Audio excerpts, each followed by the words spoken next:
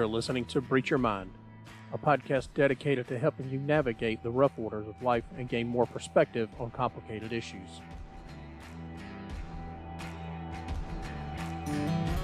Hey guys, welcome to the podcast. I wanted to take this first episode and just give a little introduction of who I am and what the show is and what it's geared for, so you have an idea of where it's going in future episodes.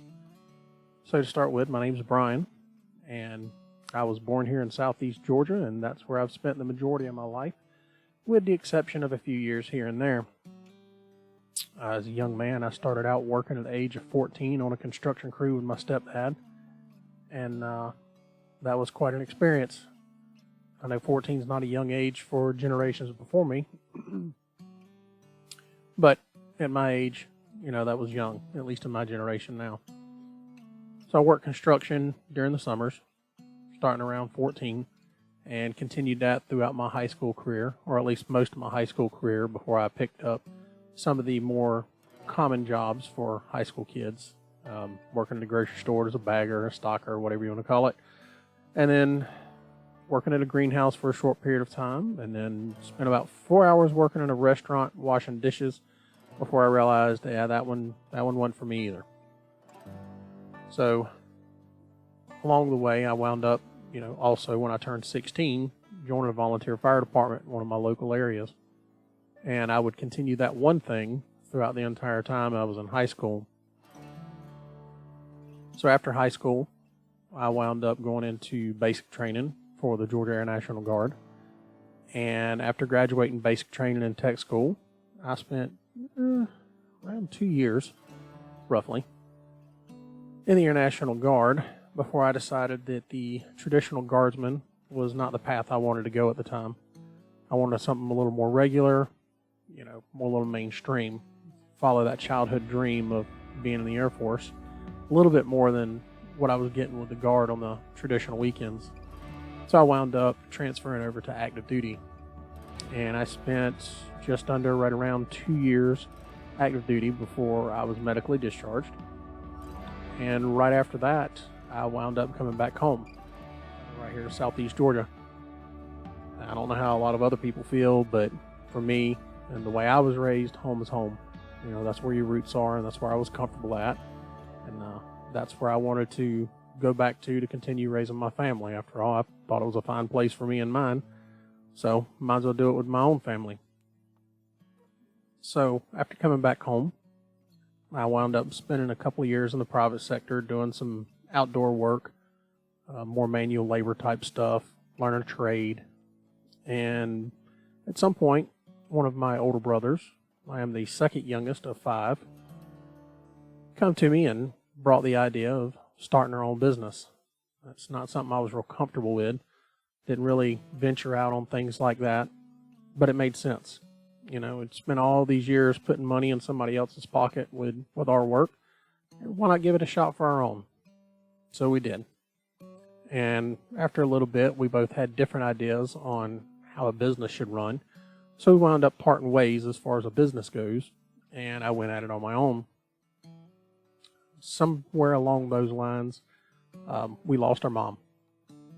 When she passed away, it really kind of rocked my world. I really didn't have any direction. The business wasn't a true heartfelt notion for me to begin with. So it wasn't real hard for me to just kind of fall back into my depression, if you will, and let the business fail. It wasn't no sweat off my back. Like I said, it wasn't my passion to begin with, but it was a little bit hard to do on the financial standpoint. Obviously without the business being there, didn't have any income, so I was working side jobs here and there so that I could pay the bills, put food on the table, keep the lights on for the family, doing what I'm supposed to be doing. And I spent about 3 months doing that. And it was during that time that I decided to go after something else. Something I'd put off for a while just because, it didn't really have a good connotation with a bunch of my friends. But it was kind of where my heart led me. Sometimes you just gotta chase after your own dream, despite what others may think or say or do. So I wound up putting myself through the academy to become a peace officer. And that's what I did. Here in my state, we call that pre-service when you put yourself through. It's basically you become a free agent once you complete the academy. You know, you can apply for whatever law enforcement agency you want, and you're free to go. You're not sponsored, so you're not bound to anyone. And that's what I did. Unfortunately, I got picked up by the agency that I did, and that's where I started my career. And I've actually been in that career for the last 15 years of my life. It's been a heck of a roller coaster. I've seen and done a lot more things than I ever thought I would do. But it's during that time that I learned a lot as well. So after I started working as a law enforcement officer, I decided to go back to school. I had passed on it earlier in my life, and kind of let my ego and some other decisions getting in the way. So I put my college education on hold. And around 27, 28 years old, I decided, you know what, let's go ahead and do that. Let's go ahead and get some higher education and see where it can take me. So I did. I wound up earning my associates in criminal justice, my bachelor's in criminal justice administration, and then went on to get my master's in forensic psychology. And while the material I learned there was good, well, I learned it, and it obviously stuck. It wasn't so much the material itself that I really gained from college. It was something a little more profound that I hadn't expected. When I entered college, I kind of figured I had things figured out. You know, I'd already been a law enforcement officer a couple years. I've done a lot of stuff in that 26, 27 years of my life. So I thought I had a good grasp on things, and found out I was pretty ignorant. You know, I entered college thinking, I'm fixing to start college with a bunch of people that, you know, the only experience that they've got is their own life experience. They've probably never gone out and really done anything, especially anything that was going to try them or test them, you know, outside of scholastics. And I was wrong. You know, I got in there as a seasoned law enforcement officer. Well, a couple years in, you're not seasoned, but I'd had a couple years under my belt, so I'd seen some things. And I'm listening to these other folks talk and reading what they're putting in for the teacher. And you know, a lot of it didn't really sit well with me because it was a perception that, at least in my view, wasn't true. You know, I'd seen and done a lot of things, like I said, so these perceptions were real foreign to me. And I didn't understand how these individuals could come to these perceptions. But along that ride, I understood that those perceptions were their realities. And that was something I had to work on. So going through all of the education and learning the different classes and materials and things of that nature, what I wound up picking up more than anything was becoming more open-minded. And one of the classes that actually did that for me was philosophy, oddly enough. And I say that because I'm, you know, being joking, but it really did. It was a particular section talking about a river, about how a river is never the same river. And that kind of made me chuckle, and you know, I look back on it now and thought how ignorant I was thinking to begin with, but of course a river's the same river. You know, here in southeast Georgia, we got quite a few, and they've been the same since I was a kid. You know, the Ogeechee's still the Ogeechee, the Savannah's still the Savannah. It hadn't changed. But when I looked deeper into it, you know, doing the philosophy class, I realized that it wanted you to look deeper. And that's where that profoundness come from, that ability to be more open-minded. So when I stopped and thought about it, you know, factually, the river's not the same river. The water's never the same water. The ground's constantly eroding, whether it's the banks or something down at the bottom of the river or along the edges. You know, people are always adding things to or taking things from. All of those things change it. And when it changes, well, it's not exactly like it originally was. So no, a river's not the same river. That perspective really opened my mind up. And as I moved through finishing all of my scholastic and educational requirements, I started applying these things that I was learning, not so much the material, but the open-mindedness to my job. And that's where things got interesting. It brought something to the table that I never knew I had.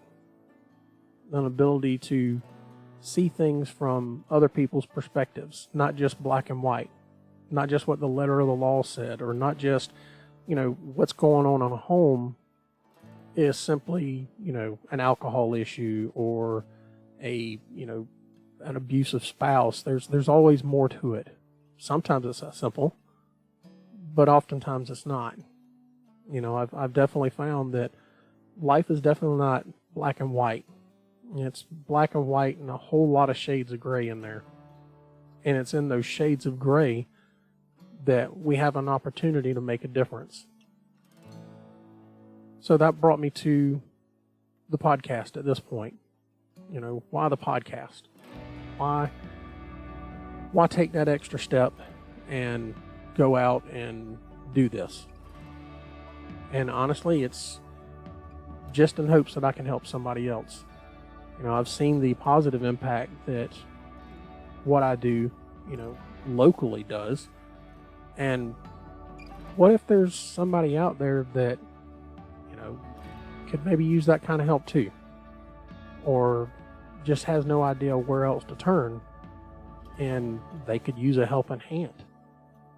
Why would I pass that up? I'm not saying I know everything. Lord knows I don't. But what's a different perspective? I may be from Southeast Georgia, but I've seen and been a lot of places. I've met a lot of people.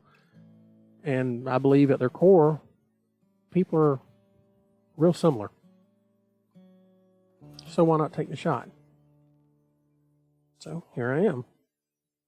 When I sit back and think about it, helping people is what I've done pretty much my whole life. I was that helping friend as a kid and teenager coming up. I was on the volunteer fire department at 16 years old. I did that, through 18, 19 years old. Joined the military. Wanted to serve my country, serve my fellow person. And, that's where I went. And then I moved into law enforcement so I could help people, So it only makes sense to try to keep doing that.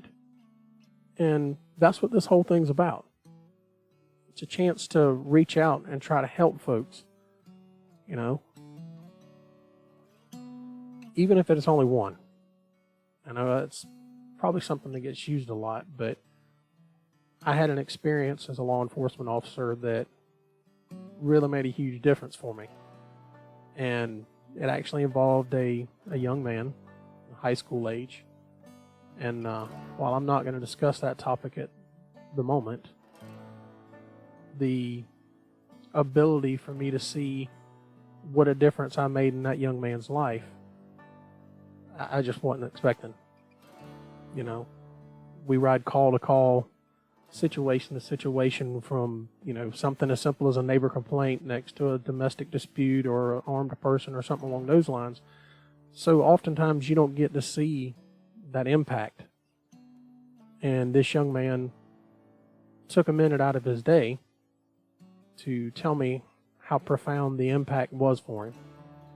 By no means did I solve his problem, but it gave him a different way of looking at things and helped him move forward each day better. So that's what my hopes are.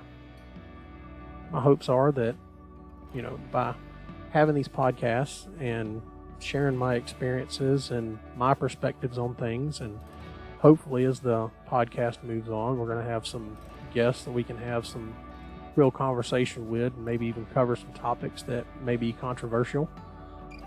It'll give us all a chance to sit back and look at things from a different perspective, see where it can go from there.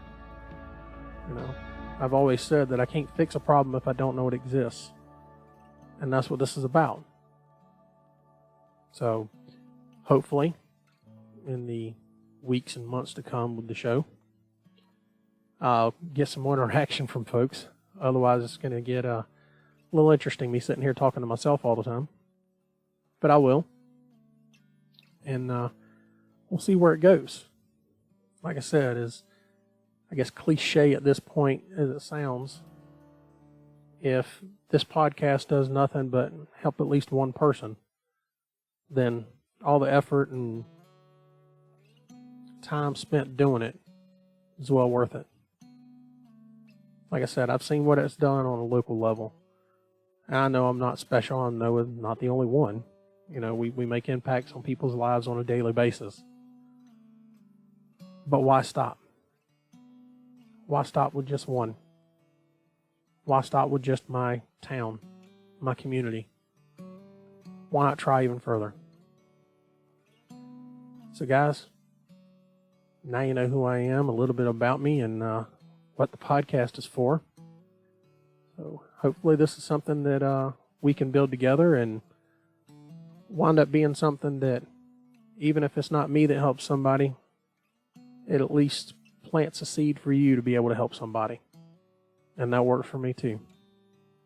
So with that being said, I appreciate your time, and hope to catch you on the next one. Bye, guys. Hey, guys. I really appreciate you listening. I hope this episode's been able to shed a little light into your life, or at least give you a little perspective. The fact you've shared some of your valuable time with me is absolutely incredible. This podcast is for y'all, and it wouldn't be possible without you. So hit me up with any questions or topics you want to hear about, and look for it in an upcoming episode. This is an open podcast, so if I can help, hey, that's what I want to do. Let me know. So until next time, be safe, and I'll catch you later.